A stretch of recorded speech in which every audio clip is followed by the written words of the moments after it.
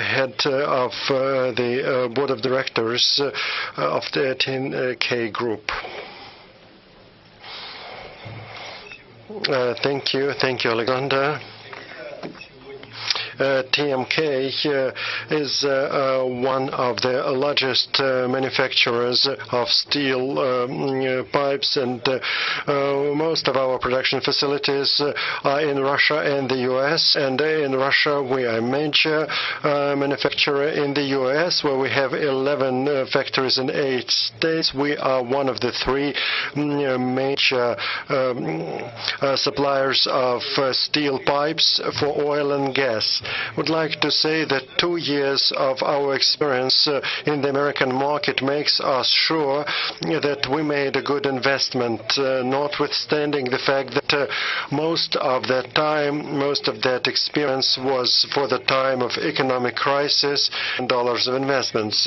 And we entered the U.S. market, and it's a major step, not just getting better geography of our sales and getting to new markets, but also that helps our understanding of how to implement new innovative methods of efficiency in Russia, working with the new types of products. Also, we're talking about difficult conditions of getting the oil and gas and other ways of drilling that are fast developing in the US and Canada. And for our American colleagues, this integration with the TMK and its mutual opinion, it became a very positive thing. For example, emergence of this possibility of our American product getting to the market of the third countries. Before, we were selling just in Canada and the US. Now it's more than 15 countries of the world in South America, Asia, Africa, and this is quite positive. For our American colleagues, they were surprised to see that in our Russian manufacturing facilities, we have quite high technological standards, and we conducted our modernization, and now we're going to upgrade our American manufacturing facilities. I believe that it's quite a positive sign. Then in the course of 2 years, we managed to unite the effort of our technical experts, engineers, researchers, and in all significant technical issues that emerge in certain areas where we have manufacturing facilities.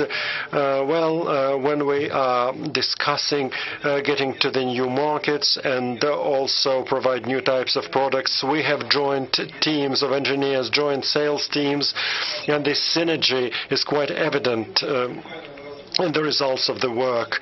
A couple of words about the issues where we could get some tangible results quite quickly regarding the development of innovative economy in Russia. Here in Russia, we have a real reform of higher education. There is this transition towards Bologna system, two-stage system, which is harmonized and accepted all over the world.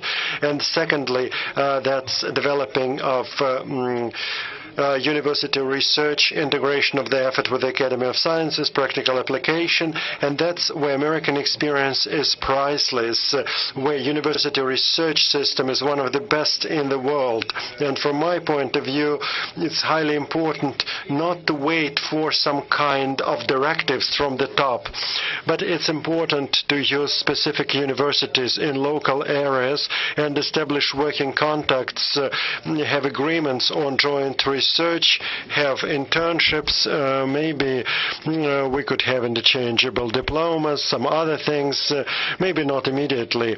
For example, in there is Urals Federal University in the city of Yekaterinburg, and this university has been working with a number of American universities such as MIT, Northwest University of Chicago, and I believe that it's quite useful. Well, about technical regulations, just 1 minute, 45 seconds. Okay, 45 seconds.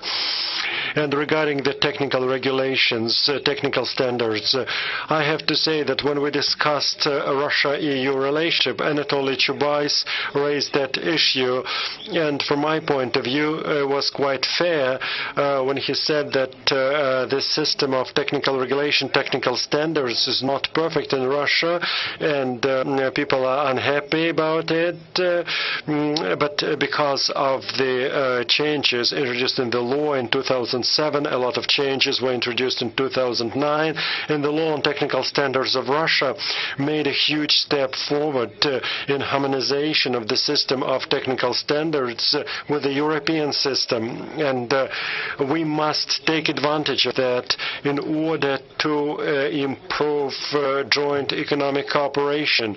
And with the U.S., we haven't dealt with those issues. Harmonization of technical standards. Well, there are a number of reasons, and if we really want to have better circulation of goods in removing technical barriers, we'll have to deal with the technical standards problems. And the Russian Union of Industrialists and Entrepreneurs is ready to work with our partners and have a systemic approach towards this problem. And of course, we are ready to work with the government agencies. Thank you. Distinguished colleagues, now Elvira Nabiulina has to go in a couple of minutes. She has to meet with the guests, and I hope that we'll have a chance to run to that reception quickly after our meeting.